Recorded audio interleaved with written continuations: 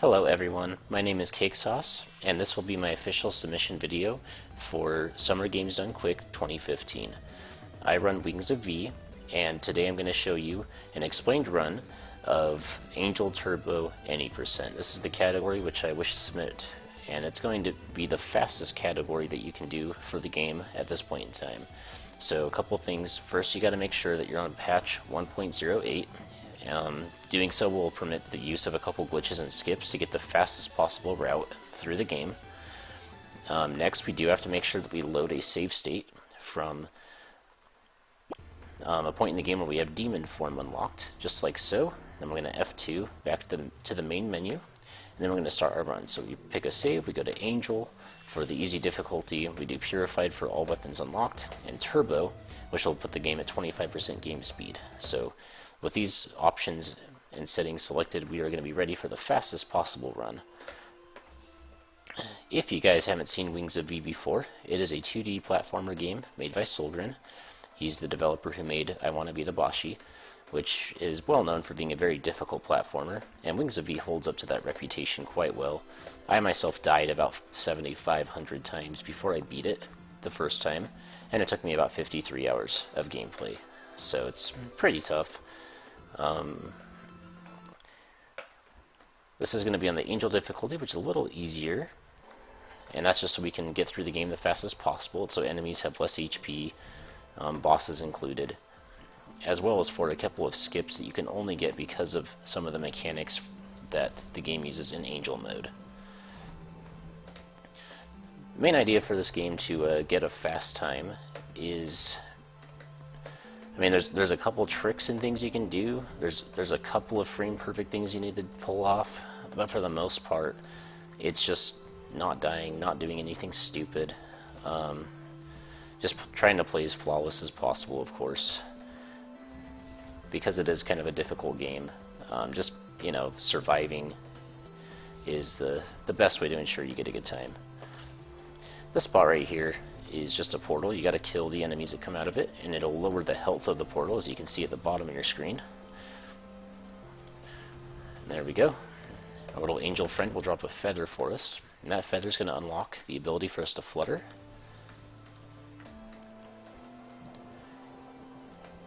Like so. Use your wings to fly.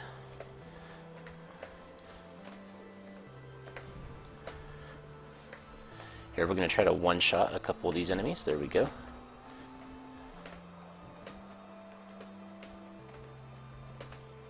These hands do a lot of damage, so you don't want to take too many hits as you jump through them. Here we're going on to another portal.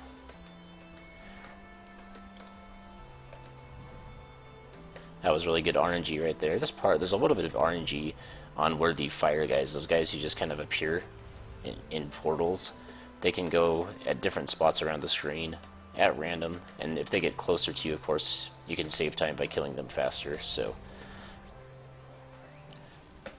alright, this is going to be the first boss of the game. This is Myogi, and being the first, she's also the easiest. All you've got to do is wait for her to lower her shield after she does a move, and then once she's done that, you can hit her, and she only takes 3 hits to defeat. There we go. She gives us another feather here, which is going to give us the ability to slide, which makes movement much faster. There we go.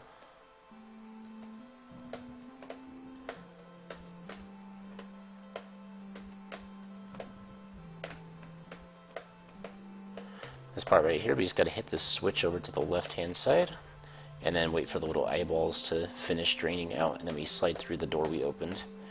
There's a frame-perfect jump right about here, and I missed it, but that's okay. It only saves a couple seconds if you pull it off. Not the biggest deal, just nice when you can.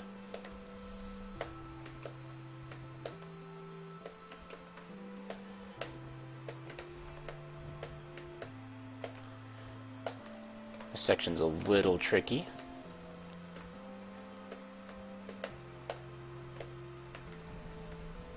And got through it without any incidents, okay. And coming up, we're going to have our first major boss. This is going to be Pagora. He's the demonic dragon holding onto your little friend there.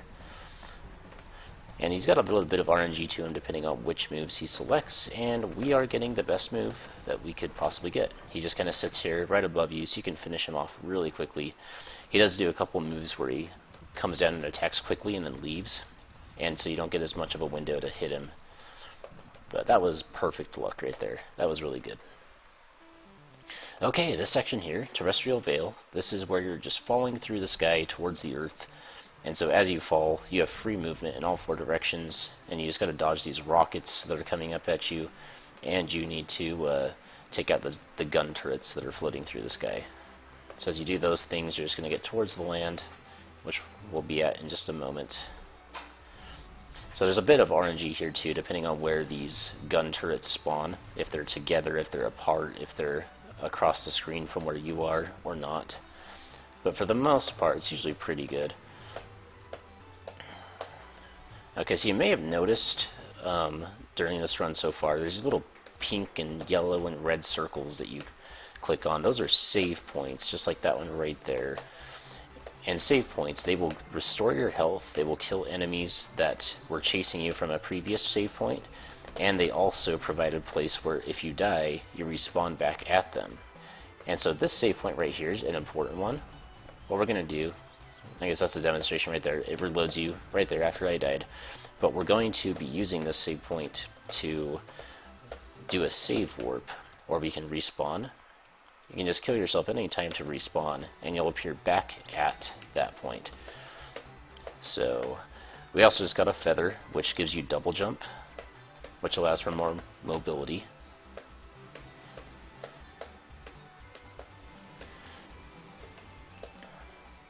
And what we're going to do here is there's a boss at the top of this mountain, and we want to skip all the saves leading up to him, because as soon as the fight is over, you would need to backtrack back to the village. So, in order to avoid that, we're going to skip the saves and use that same yellow save point again to backtrack for us. We're just going to save warp to it. So this is Electram. This is what you get if you cross a mountain goat with a Pikachu.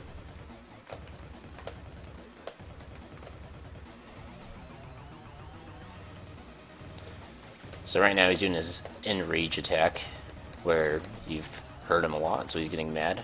And so he does this all-out attack on you. He's got to dodge the lightning bolts, and you can't attack him during that phase. But now that he's done with it, you can finish him off. There we go. He's going to drop another feather, which will give us a ranged attack, purified orbs that we can shoot at enemies. So here we go. We're going to save warp back to that save and go back to the village now. As you can see, we can now shoot these cool blue orbs at people, blue-white orbs. And these do a little bit of damage, not as strong as melee attacks though in general.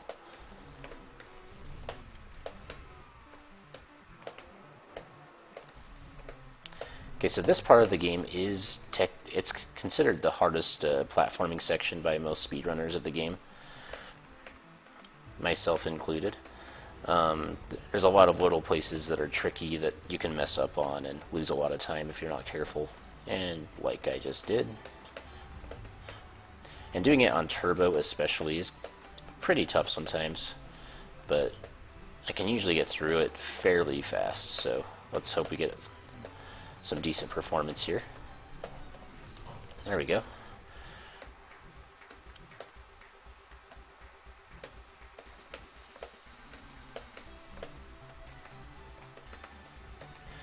So you got these little spinning saw blades, or fans, that are much too deadly to be normal, like windmill fans of any kind that I can think of.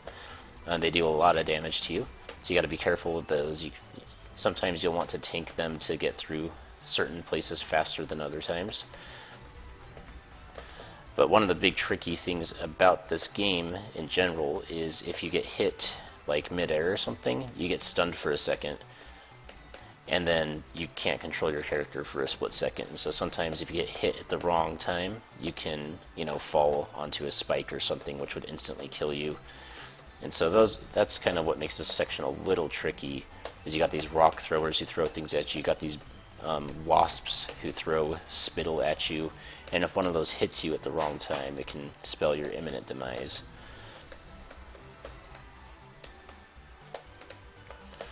Okay, this spot right here is called the Troll Cave by most speedrunners. And that's because it has the tendency to troll us, to kill us over and over. I would say, I don't know, maybe 50% of all runs that make it this far end here at the Troll Cave. It's pretty notorious for that among the speedrunning community. What we're going to do here is we're going to take that save. Usually you want to avoid that, but I did take some damage through there, so I'd rather just play it safe.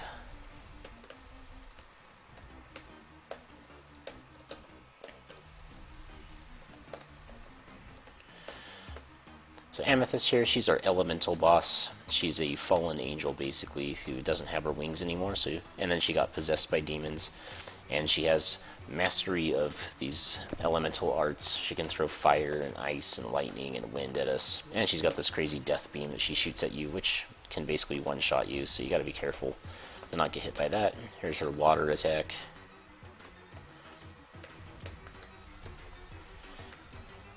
If Electram's the Pikachu, Amethyst is basically the Pokemon Master. She's got everything. Maybe Mew. Yeah, she's like Mew. Alright, there we go. Boss fight's over. So at the end of that boss fight, you kind of wake her up out of her trance, and she decides to help you instead of being an enemy.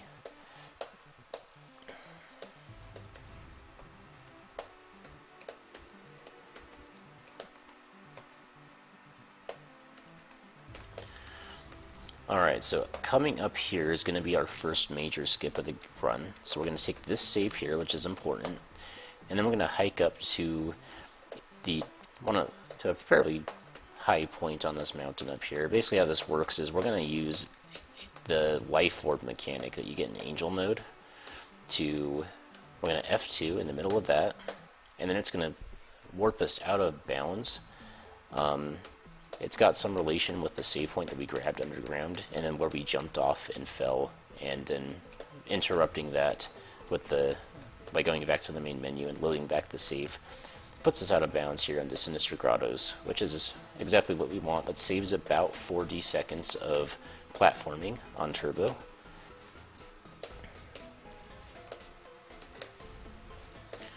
Right, here we took a little more damage than we should have, so we're going to grab the Save of Shame, as we call it, for hitting the mines.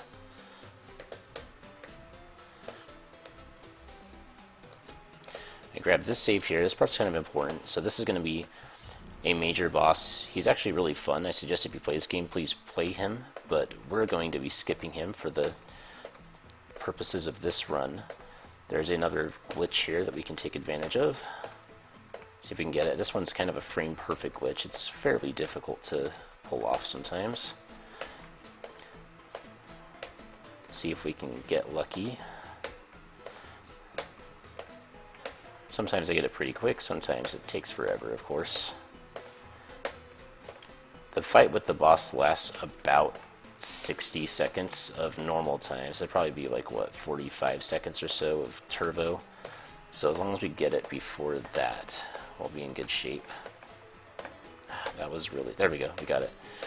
Basically, we trick the game's physics to think that we're still underwater, even though we're above land. And then we're able to jump over the trigger that spawns the boss. So that was kind of botched execution there. I usually get it quite a bit faster than that, but that's still a good demonstration of how you would do it. I'm going to skip the save there. There we do a trick where we're able to shoot the orb of energy up through the gap to hit the switch. Normally it's not that easy if you play it the first time. It's kind of a trick you have to pick up along the way, as is this right here. Normally you're supposed to stay back there by that spinning fan and go through it, and it's kind of a roundabout way of getting through, but the way that we've developed for speedrunners is pretty simple. Just jump ahead of the cart. Gonna skip this save as well. So basically the idea here, in case you haven't noticed, is you got these red lasers that go up, and you gotta hit the switches to deactivate them, because if you don't deactivate them, then the switches do kill you in one shot. So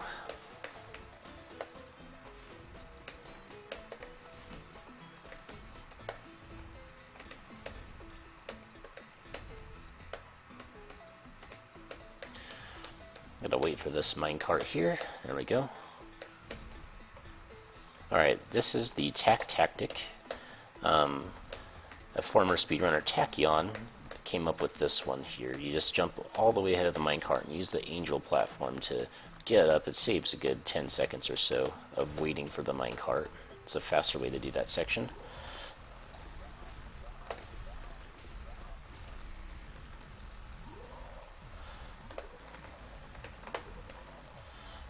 This is our favorite boss, Terravine, the green plant. He's pretty cool. He's got this big death laser he charges up there that if he hits you with it, it kills you in one shot on the normal difficulty level and demon. On angel though, you get 2 hits, which is nice. Yeah, that was pretty quick.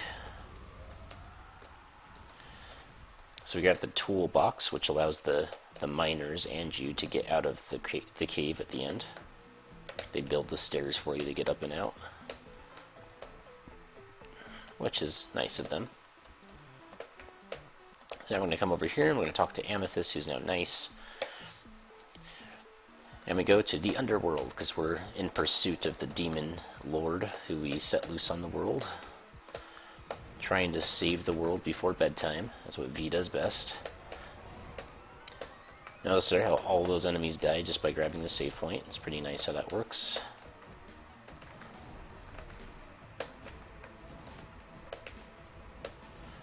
We have to take a respawn here, because if you don't, this portal sometimes glitches out on you and doesn't present all the enemies to you.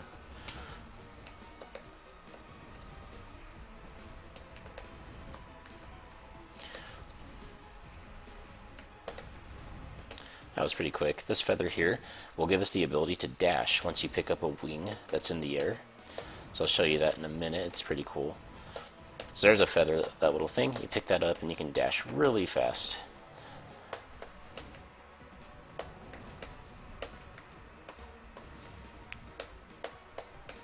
One thing though is if you're on fire, you can't use the wing to dash. So if you do get ignited by something, you just need to wait for the fire to die down before you can use that. That was kind of an embarrassing mistake. I just jumped a second too early there. There we go.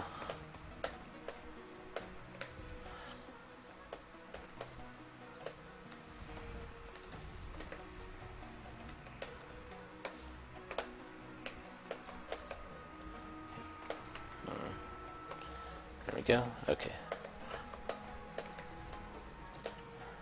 Alright, here's Craterack.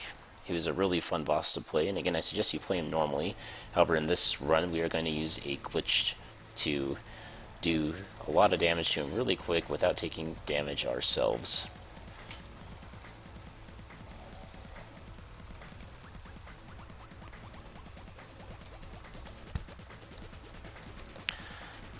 My game's performance is kind of getting bad here. I apologize for that. That's because I'm on a kind of a bad laptop computer right now. I've been out of town for the last month or so, and so I haven't been able to use my main desktop computer.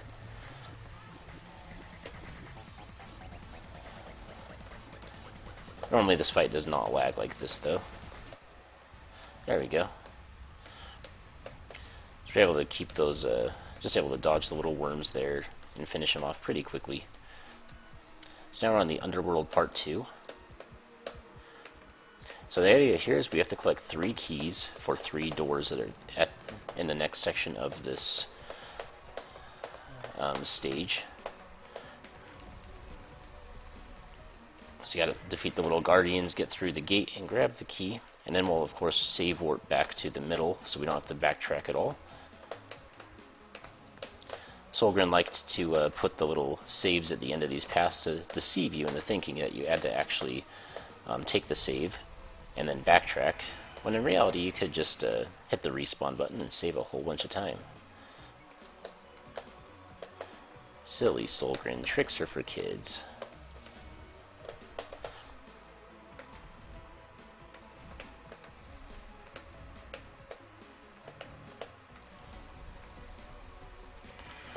Alright, there we go. There's the third key. So now he's got to unlock all 3 doors. And here comes the trickiest dashing section in the game. On higher difficulty levels, there's a worm who's really close on your tail there, and if you mess it up by even a fraction, then you do get killed in one shot. On Angel, though, he's kind of slow, so if you do it perfectly, you don't even see him. Oh, we almost messed that up. Alright, that's the 4th and last key. So what we're going to do now is move on to the next boss. These are the Ancient Constructs, your awesome, spooky gargoyle type boss. So they just kind of stay still here. They use their various attacks. Once you kill one head, you lower their health all the way down. Then that head which you kind of ticked off enters its enraged state, and it does its crazy move at you. Like here, the eyeballs will come at us from all directions. We just have to sit here. We can't do damage to the heads during this time. But then once that's over, you can go back to fighting them like you normally would.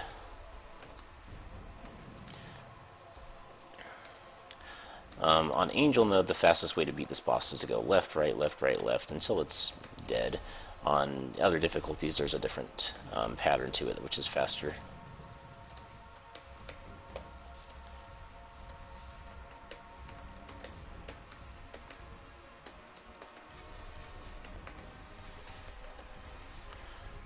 There, we're almost done with this fight.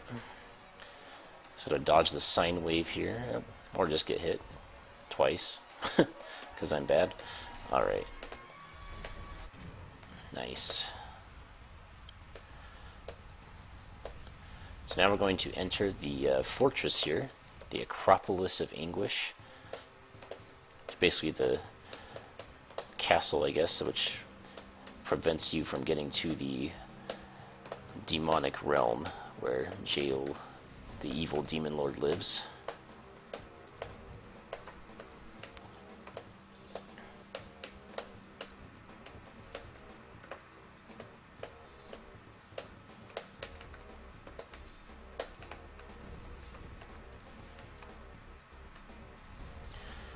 That part's kind of annoying on Angel because you can't jump up and around because that Angel red platform's in the way. This right here is kind of a shortcut. Normally there's like a whole bunch of platforming that you have to go through on the right hand side. That takes a good 20 seconds or so to get through. But there's a skip there with the feather wing that you can use to dash up and skip a big portion of the level, so we did that. Which, that's a big part that can end runs, is if you get unlucky there, you mess it up, then you try again and again and again, and you get it wrong every time. It can kill a lot of time. But we got it first try, so that was lucky. This is the Hellevator. It's basically the room where if you ever die, it's a humongous time loss. Like, yeah, if you die here, it's basically over for a run if you're trying to be competitive. This stuff looks tricky, but once you get down the pattern for it, it's not too bad.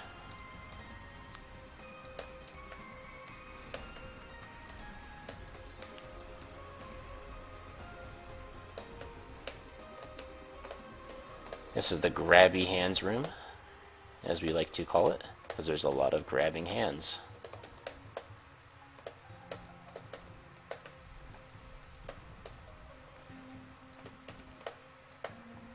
And here we get our rematch with Myogi, the first boss from the game. This is one of my favorite boss fights of the game on higher difficulty levels. She's really pretty tough. Has a lot of attacks that seem kind of random, and you have to really outplay the boss to beat her. It's not something that's just like a memorized pattern. It's actually a different fight just about every time, and it's pretty intense. On Angel, she's kind of slow though, so it's not too bad. You can usually just get through it without even getting hit if you're playing pretty well, which I'm doing okay right now, but I've been hit a couple times already.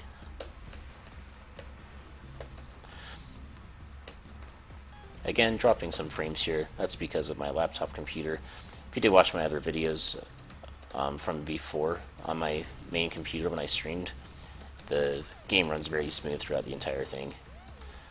So I apologize for that for this particular recording.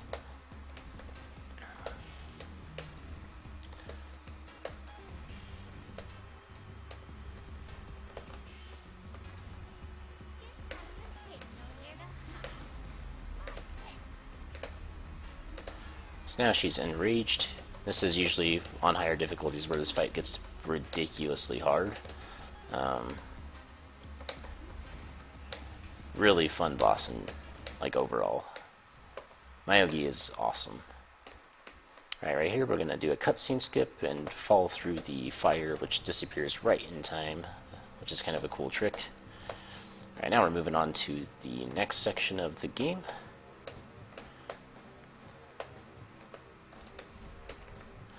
Alright, nice.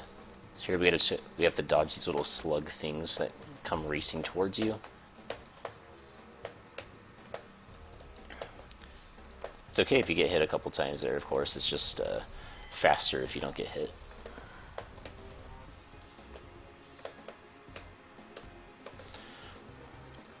We're going to reset there for the cycle on the orbs.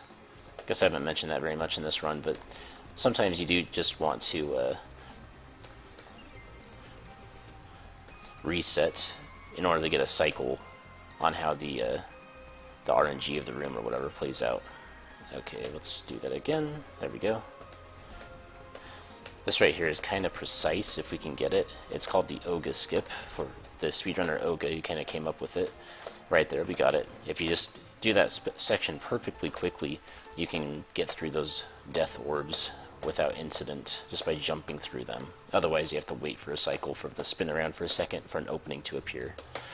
Anyway, we do another out of bounds glitch here. And we grab the blob. Sometimes we affectionately refer to this as blob percent because we pick up the blob companion there on the way down. Just gotta get past these little wolves. This part's kind of a tough platforming section. You can die a lot here. Okay, we got through that pretty easy. Alright, here's probably my favorite boss of the entire game, the Twin Orcs.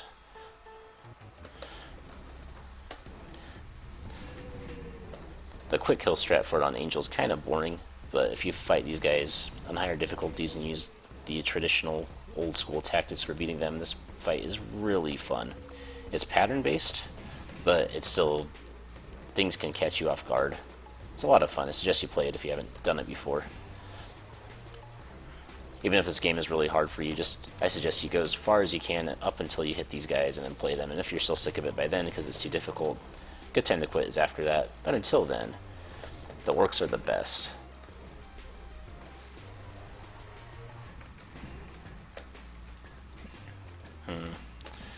So we got the quick kill technically, but they, there we go. Decided to do their double enrage attack instead of just fall over dead. That's okay. Alright, so at this point in the run, what's going to happen is we're going to go to the Path of Decay, it's the next section, and because we enabled the glitch before the game, remember when we loaded that save state with demon form? So as you can tell, we now have swirling pink fire around us. That's supposed to be later. We just got that. See that demon form? That's supposed to be later in this level that you unlock that. But because we altered the save state, we loaded it ahead of time, it kind of tricks the game into thinking that you've already unlocked it once you get to this point. Okay, that was kind of annoying. I messed up there. I didn't do the right moves in the right order. Okay, there we go. That should be good. Nice. Now we're going to cut all the way over here to the crumbling staircase. This is a very challenging platforming section. But because we have demon form, we make it really, really easy.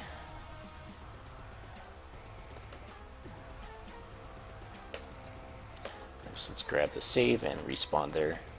So usually you have to hug this rope bridge really carefully through this whole section. It's a lot of jumping around, but because we have the demon form activated, it becomes really easy. Alright, makes that part pretty quick.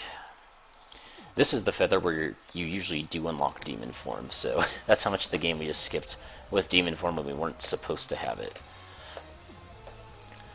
So now there's going to be the last out of bounds skip that we're going to get. We grab this save here, and then we use this spike to go save warp and go out of bounds.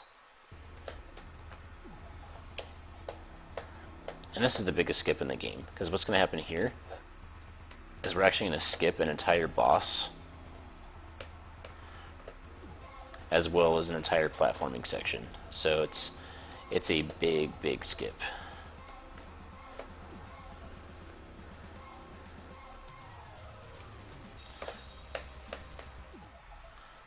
Right here we have to land on an invisible wall. There we go. We got it. And now we're going over top the boss Azrael. She's the demon, she's basically the demon queen. But we're going to skip that boss fight completely, and now we're skipping through the blood memory.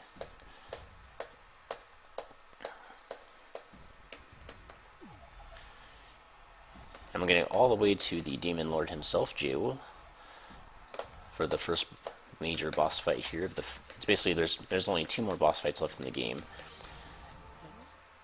So here we go. This is the demon lord who you set loose at the start of the game.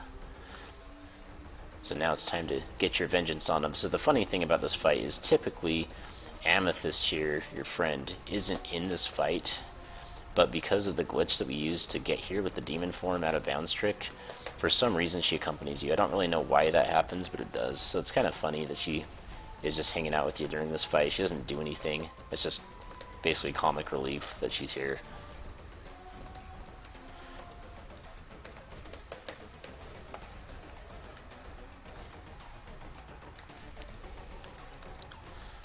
So that boss fight is kind of fun because you get to throw the spikes back at him. You know, get a bullseye. It's like playing darts. Okay, so here we can just fly up through this section. And now we just wait for our angel companions to come up and hang out with us. And then once they do, we're going to be ready for the final boss fight of the game. Basically, we defeated Jeh'Oul when he was in his lesser form, and now he changes into his supreme form. He basically does a Frieza on us, transforms, and becomes super strong. And so now we just got to defeat him one last time as he's powered up.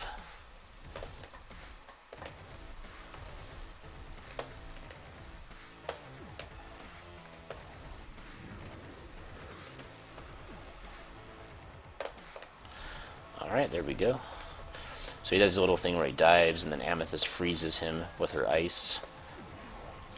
Here he's powering up his shout attack, which if he does hit you with it, it's a one-hit kill, so you gotta hide in those little shields there. During this fight, your health is constantly being drained, because Jeh'Oul's got this magic poison stuff in the air, and so you have to pick up little healing orbs by your friend. So basically, this is the only fight in the game where your angelic friends who have accompanied you the entire time actually do anything. They freeze the boss, they heal you, and they protect you from his shouts. So there again, he's gonna shout. We have to stay inside this yellow shield. There we go.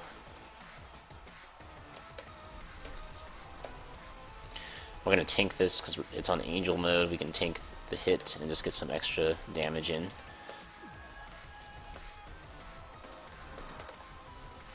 He's gonna go out for one final dive here. And that should be the game. There we go.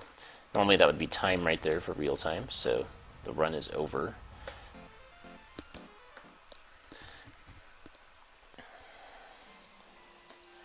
And so that's basically it. The timer that you see below you, under the 22 deaths down there, is actually not a timer of real time. That's game time. Real time, I'm not really sure how fast this was.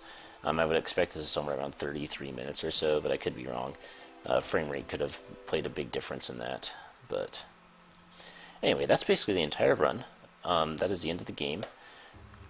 So just so you have a little bit of background on myself, I've been playing this game since December when it first came out, and I've been speedrunning it since January. If you look at the leaderboards here, and go to Angel mode, which is, I currently have the world record for that, so it's easy mode again, but I have the fastest time in that section for 41 minutes game time. If you get Immortal, I'm at 6th place there, so I'm remaining competitive in that category, which I'm also submitting that for Summer Games Done Quick.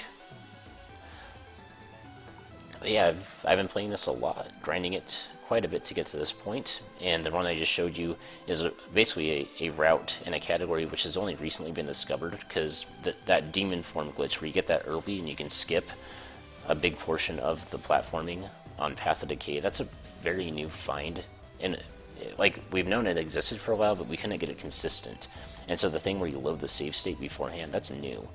And so we've been pretty happy to be able to figure that out, and I'm very pleased to be able to show that to you today. So anyway, that's my run. That is my submission. Thank you very much for considering my application for the Summer Games Done Quick, and I hope to see you guys around. So have a good one. Thanks for watching.